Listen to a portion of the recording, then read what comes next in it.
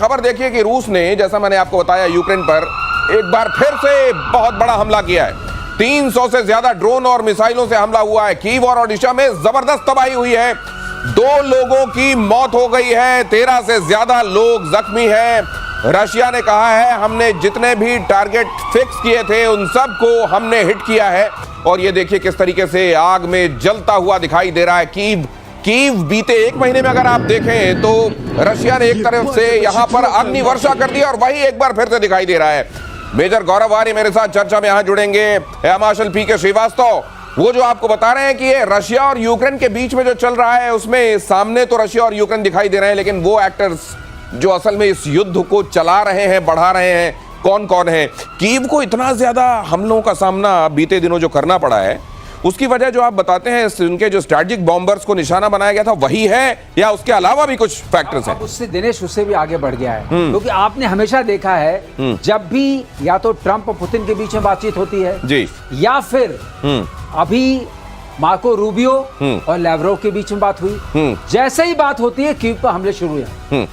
तो इसके 2 कारण हैं। एक तो बातचीत जो कर रहे हैं, तो आप ये मत समझिए कि आपकी बातचीत से हमें कोई फर्क पड़ता है जब तक कि आप हमारी शर्तों को माने नहीं। और वो बात जो आपने बताई कि स्ट्रेटेजिक बॉम्बर्स के ऊपर जो इन्होंने मॉरल स्टैंडिंग दी थी, उस वक्त भी आपके शो में हम लोगों ने कहा था कि ये मॉरल स्टैंडिंग जो ग्रांट की है ट्रंप ने पुतिन को, ये पुतिन फिर उसके बाद तो कुछ न कुछ करते रहेंगे और कोई बात जब भी होगी। तो आप ये कह रहे हैं कि इस बार जो हमला हुआ है वो असल में क्योंकि मार्को रूबियो और सर्गेई लैवरोव मिल रहे थे, इसलिए रशिया ने अपनी स्ट्रेंथ एक बार फिर से बताई है, ताकि उस दौरान अगर कोई बात हो तो ये पता रहे कि भाई साहब ऐसा है, अभी हम इंचार्ज हैं, हमारा है, हम देखेंगे क्या करना है। ये बिल्कुल सही बात कही आपने। ये बात अपनी बात को कहने से पहले ये मत समझना कि कदम पीछे बढ़ा रहे हैं, हमारे कदम आगे आगे हैं। अगर आप हमारी शर्तों पर तैयार नहीं होते हैं, लेकिन इस बीच साबित है। सर खबर ये भी आई मेजर गौरव आर्य कि इस दौरान नेटो के जो फाइटर जेट्स हैं उन्होंने स्क्रैम्बल किया जी। सर ये स्क्रैम्बल करके क्या, वहां वो पिट रहा है यूक्रेन और यहां नेटो के हवाई जहाज स्क्रैम्बल कर रहे हैं, तो स्क्रैम्बल करके क्या कर रहे हैं? भाई साहब ये बहुत बड़ा फ्रॉड है, छलावा है, दोगलापन है। असली बात ये है कि जो डिफेंस सेक्रेटरी अमेरिका का पीट हेग्सेथ, उसने बिना डोनाल्ड ट्रंप को बताए, और ये सीएनएन की ब्रेकिंग न्यूज है, बिना डोनाल्ड ट्रंप को बताए यूक्रेन का जंगी सामान रोक दिया। उसने बोला था डोनाल्ड ट्रंप ने, भेजो यूक्रेन के पास, दोबारा शुरू करो। तारीफ कर रहा था ना 4 दिन पहले कि मेरा मुन्ना, मेरा लाडला, मेरा राज दुलारा। तो राज दुलारे को हथियार भेजने थे। अब क्या हुआ कि राज दुलारे को हथियार भेजने का ट्रंप ने ऑर्डर दे दिया, ट्रंप के पीठ पीछे, बिना ट्रंप को बताए कि सर आपने आदेश दिया है और मैं रोक रहा हूं। ऐसा कुछ नहीं हुआ। Pete Hegseth, defence secretary United States of America, Ukraine का हथियार रोक देता है। और जब मीडिया पूछती है कि सर आपने तो आदेश दिया था भेजने का, आपके डिफेंस सेक्रेटरी ने बिना आपके आदेश लिए कैसे सामान रोक दिया, यूक्रेन का जंगी सामान? तो ट्रंप कहता है मुझे इसके बारे में क्या करता, आप मुझसे क्यों पूछ रहे हैं? ये बात है। तो आप मुझसे क्यों पूछ जाए? जाइए मंगल ग्रह में कोई मिल जाए तो उससे पूछिए, मैं इसके लिए जिम्मेदार नहीं हूं। ये है ट्रंप, और वीडियो गेम की तरह युद्ध लड़ रहा है यूक्रेन। जितने रूसी मारोगे उतने पॉइंट्स मिलेंगे कह रहा है। फ्रंट लाइन पर पॉइंट सिस्टम लागू कर दिया है। वीडियो गेम की तरह सैनिकों को पॉइंट्स दिए जा रहे हैं। यूक्रेनी सैनिकों को अटैक के बदले पॉइंट्स मिल रहे हैं, पॉइंट्स के बदले नए नए हथियार दिए जा रहे हैं। जितने पॉइंट्स तुम एक्यूमुलेट कर लोगे उस हिसाब से नए वेपन्स तुमको मिलेंगे। जितने रशियंस को तुम मारोगे उतने पॉइंट्स तुमको मिलेंगे। ये कमाल की खोज। ये मुझको लग रहा है जैसे जैसे दिन गुजर रहे हैं वैसे वैसे ये बता रहे हैं कि बौद्धिक रूप से कितने फर्टाइल हैं। देखिए अब ये आइडिया लेकर आए। नहीं बिल्कुल भाई, आप बिल्कुल ठीक कह रहे हैं। देखिए मैं आपको एक बात बताता हूं, आपने कभी एक बात देखा, ट्रंप गाली देता है पुतिन को, ट्रंप कहता है ही इज अ मैडमैन, ये कहता है he is mentally unstable. Putin ने आज तक जवाब नहीं दिया उसका। जब ट्रंप मुंह खोलता है वो 100 बम मारता है यूक्रेन पे। जो सर अभी बता रहे थे, बेसिकली उसका सरलीकरण मैं भी कर दूं जैसे सर और आप करते हैं रोज, कि भाई ऐसा है कि तुम मुंह खोलोगे हम तुम्हें कुछ नहीं कहेंगे, तुम्हारा बच्चा यूक्रेन पिटेगा। और यूक्रेन पिट रहा है। 48 घंटे में 24 घंटे में माफ करिएगा, 2 बड़े अटैक करे हैं रूस ने यूक्रेन के ऊपर। यूक्रेन का बिल्कुल उसने हलवा बना दिया है। और आज की तारीख में अमेरिकन एडमिनिस्ट्रेशन, देखिए साहब, ट्रंप ने बोला था कि मैं 100 दिन में 100 डील करूंगा।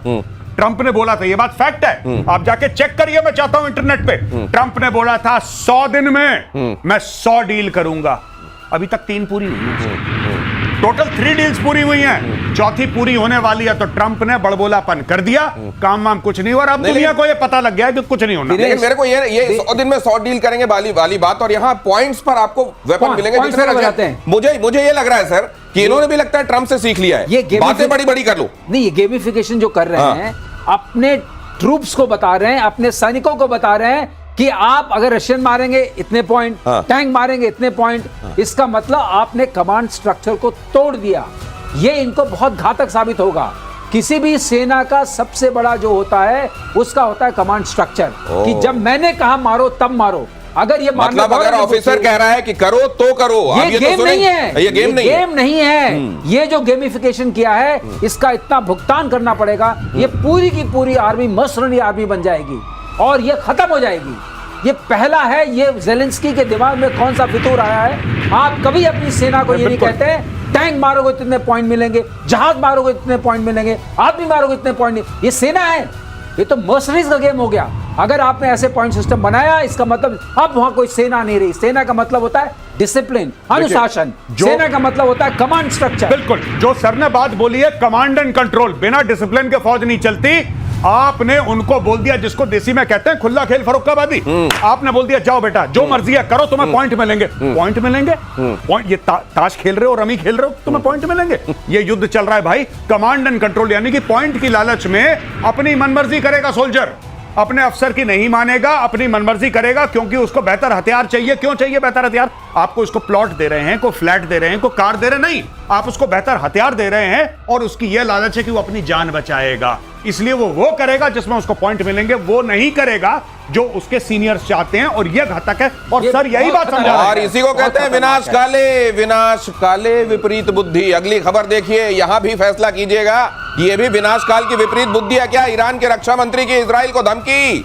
अजीज नासिरजादे ब्रिगेडियर जनरल हैं ये, उन्होंने कहा है कि फिर अगर हमला हुआ तो मुंहतोड़ जवाब देंगे। अमेरिका और पश्चिमी देशों पर भरोसा नहीं किया जा सकता। ईरान की आक्रामकता की वजह से सीज फायर, इन्होंने कहा कि हमने इतना मारा ज़ायनिस्ट रिजीम को कि उन्होंने यूनिलैटरली सीज फायर कर दिया। ये कहां से झूठ ऐसा बोलते हैं? पूरी दुनिया जानती है कि क्या हुआ है। यूनिलैटरली सीज फायर करने के लिए हमने ज़ायनिस्ट कौम को मजबूर कर दिया। देखिए, वही चूरन ये लोग खिलाते हैं, ये पाकिस्तानी इन्फ्लुएंस है, लाहौरी चूरन है। यही चीज पाकिस्तानी अपनी कौम को बेच चुके हैं कि इंडिया ने ऑपरेशन सिंदूर करा लेकिन असि जीत गए।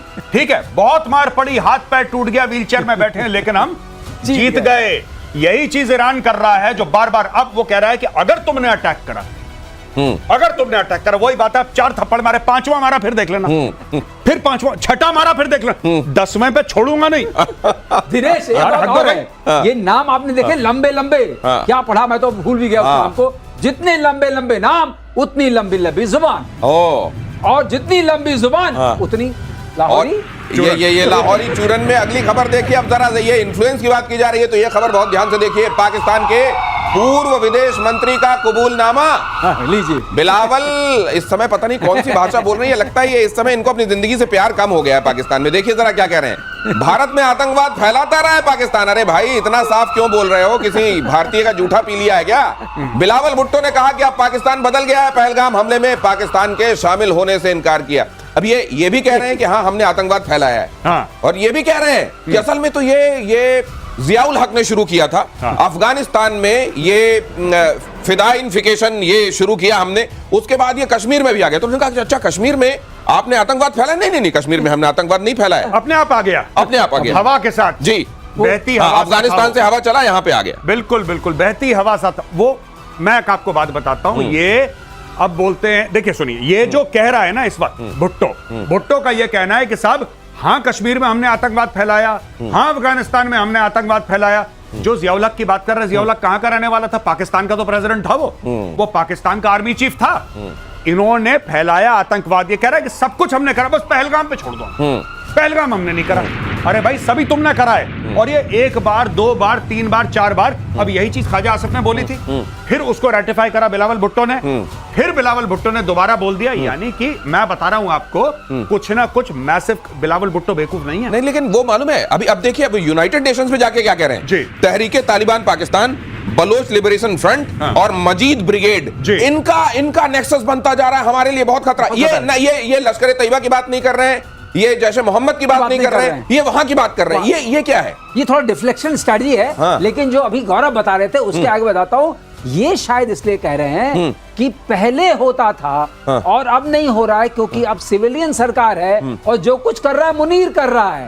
आप एक और बात अंदर की समझिए, ये कह रहे हैं कि मुनीर जो है असली विलेन मुनीर है। अच्छा, ये क्या कह रहे हैं? ये जो श्रीवास्तव सर कह रहे हैं, सुनिए, अभी ये कोलंबो जाने वाले हैं, श्रीलंका की यात्रा पे जाने वाले हैं मुनीर, आसिम मुनीर, और कहा जा रहा है कि इनको वहां 5 स्टार 7 स्टार 8 स्टार जो भी मौजूद होगा उसमें ठहराएंगे, यहां से वो लेके जाएंगे चार्टर्ड में। वहां के मंत्री को कह दिया गया है तुम बाहर जाओगे तो सुनो सबसे सस्ते होटल में रुकोगे, वैसे विदेश जाना ही मत, लेकिन इनके जाने के लिए इतना खर्च हो रहा है। इसका मतलब आप ठीक कह रहे हैं। आसिम मुनीर है इसका खिलाड़ी। आसिम मुनीर ये बार बार आप देख रहे हैं, जितने सिविलियन इनके जो सिविल डिस्पेंसेशन में जितने लोग हैं, ख्वाजा कह रहे हो चाहे ये कह रहे हो, बार बार कह रहे हैं था, कब था? जिस पीरियड में मिलिट्री शासन था। जी बिल्कुल। और एक और चीज